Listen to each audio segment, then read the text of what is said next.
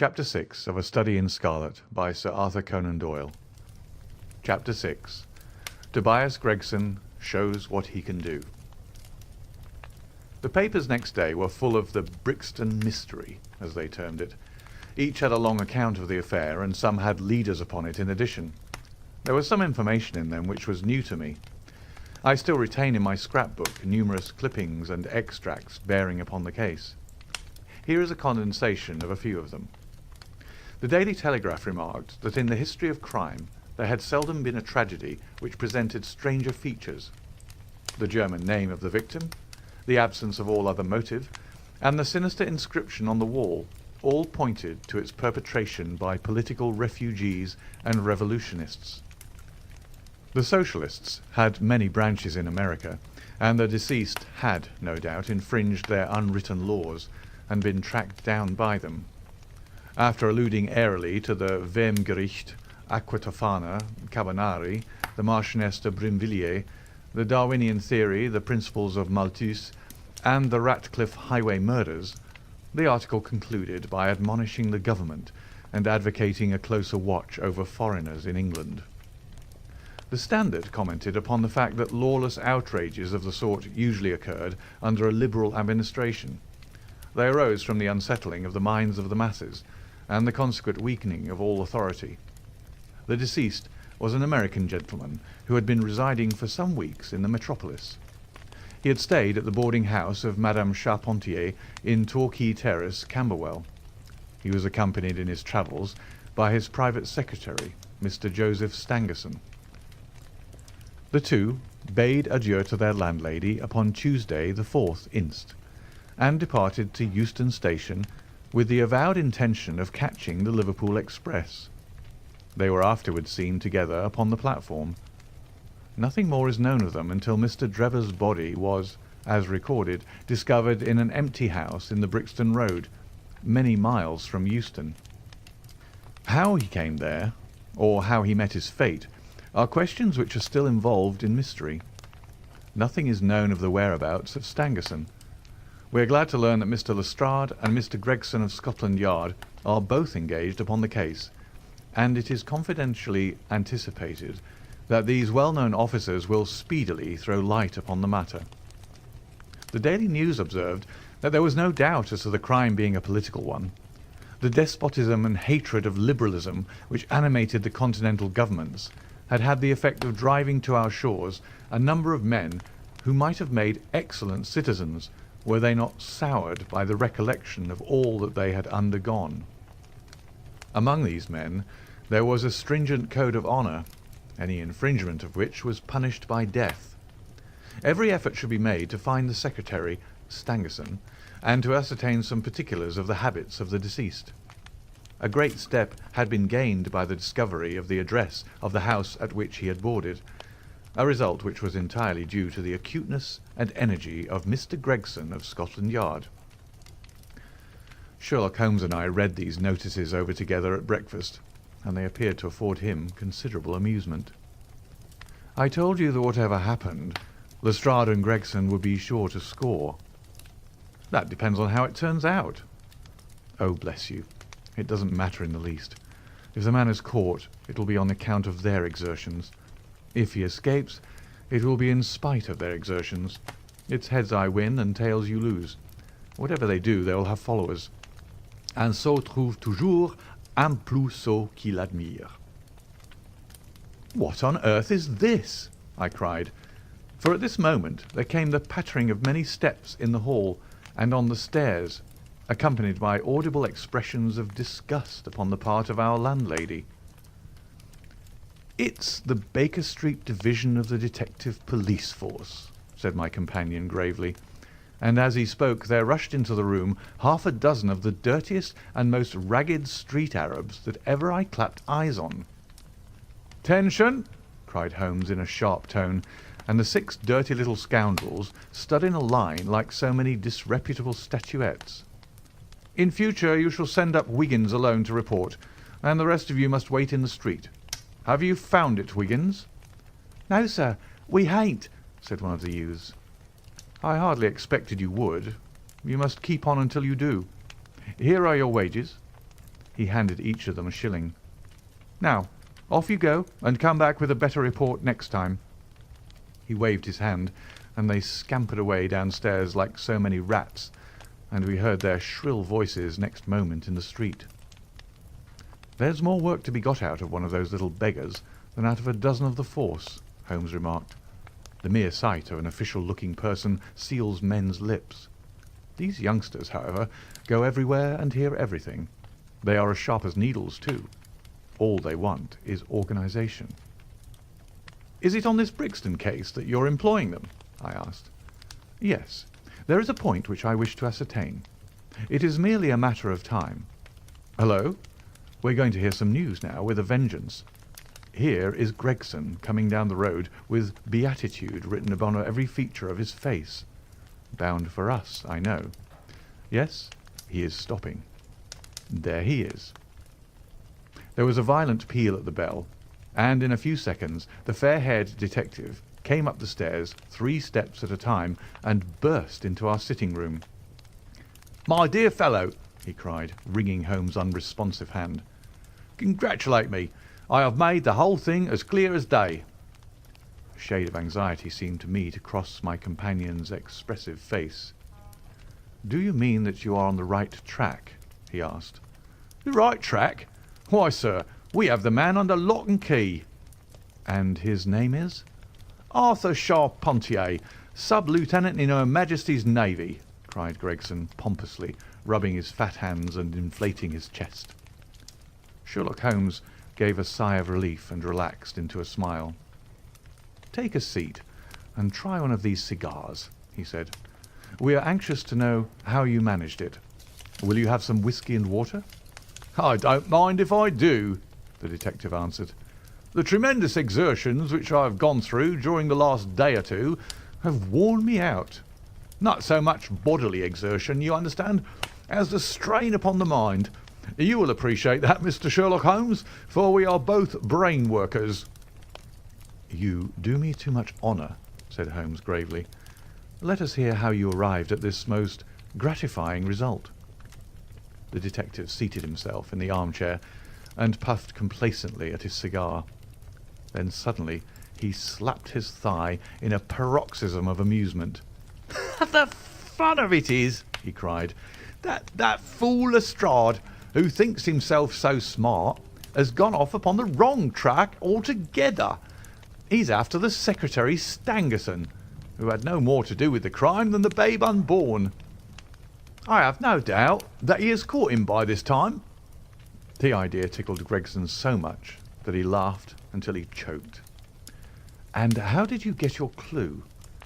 "I'll tell you about it. Of course, Dr. Watson. This is strictly between ourselves.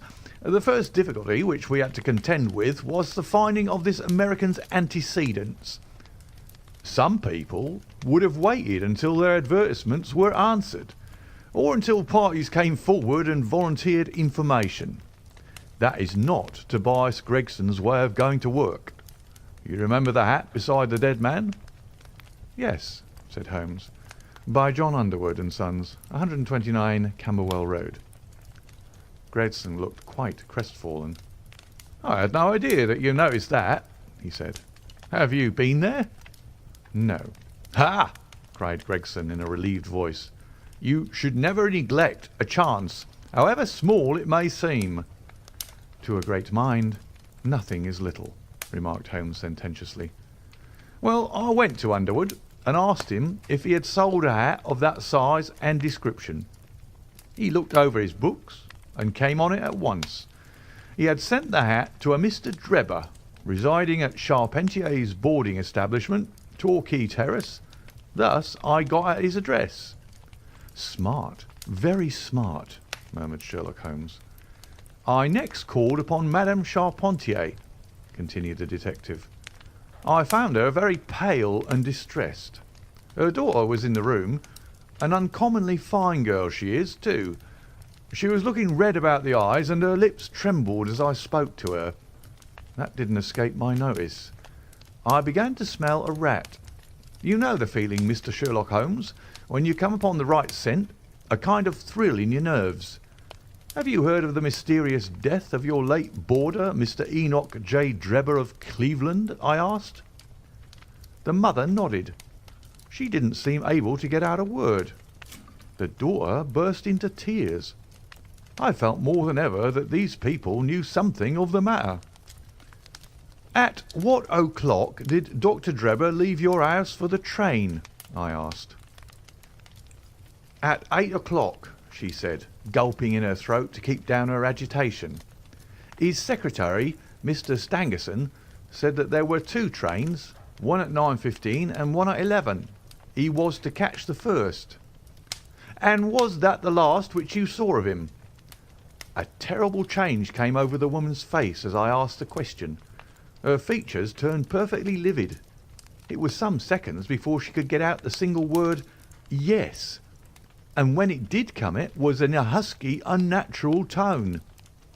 There was silence for a moment, and when the daughter spoke in a calm, clear voice, "No good can ever come of falsehood, mother," she said. "Let us be frank with this gentleman. We did see Mr. Drebber again." "God forgive you!" cried Madame Charpentier, throwing up her arms and sinking back in her chair. "You have murdered your brother." "Arthur would rather that we spoke the truth," the girl answered firmly. "You had best tell me all about it now," I said. "Half confidences are worse than none. Besides, you do not know how much we know of it." "On your head be it, Alice," cried her mother, and then turning to me, "I will tell you all, sir. Do not imagine that my agitation on behalf of my son arises from any fear lest he should have had a hand in this terrible affair. He is utterly innocent of it. My dread is, however, that in your eyes and in the eyes of others he may appear to be compromised. That, however, is surely impossible. His high character, his profession, his antecedents would all forbid it." "Your best way is to make a clean breast of the facts," I answered. "Depend upon it, if your son is innocent, he will be none the worse." "Perhaps, Alice, you had better leave us together," she said, and her daughter withdrew. "Now, sir," she continued, "I had no intention of telling you all this, but since my poor daughter has disclosed it, I have no alternative. Having once decided to speak, I will tell you all without omitting any particular." "It is your wisest course," said I. "Mr. Drebber has been with us nearly 3 weeks. He and his secretary, Mr. Stangerson, had been travelling on the Continent. I noticed a Copenhagen label upon each of their trunks, showing that that had been their last stopping place. Stangerson was a quiet, reserved man, but his employer, I am sorry to say, was far otherwise. He was coarse in his habits and brutish in his ways. The very night of his arrival he became very much the worse for drink, and indeed after 12 o'clock in the day he could hardly ever be said to be sober. His manners towards the maidservants were disgustingly free and familiar. Worst of all, he speedily assumed the same attitude towards my daughter Alice, and spoke to her more than once in a way which, fortunately, she is too innocent to understand. On one occasion he actually seized her in his arms and embraced her, an outrage which caused his own secretary to reproach him for his unmanly conduct." "But why did you stand all this?" I asked. "I suppose that you can get rid of your boarders when you wish." Mrs. Charpentier blushed at my pertinent question. "Would to God that I had given him notice on the very day that he came," she said. "But it was a sore temptation. They were paying £1 a day each, £14 a week, and this is the slack season. I am a widow, and my boy in the Navy has cost me much. I grudged to lose the money. I acted for the best. This last was too much, however, and I gave him notice to leave on account of it. That was the reason of his going." "Well?"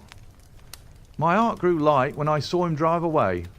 My son is on leave just now, but I did not tell him anything of all this, for his temper is violent, and he is passionately fond of his sister. When I closed the door behind him, a load seemed to be lifted from my mind. Alas, in less than an hour there was a ring at the bell, and I learned that Mr. Drebber had returned. He was much excited, and evidently the worse for drink. He forced his way into the room where I was sitting with my daughter and made some incoherent remark about having missed his train. He then turned to Alice, and before my very face proposed to her that she should fly with him. 'You are of age,' he said, 'and there is no law to stop you. I have money enough and to spare. Never mind the old girl here, but come along with me now straight away. You shall live like a princess.'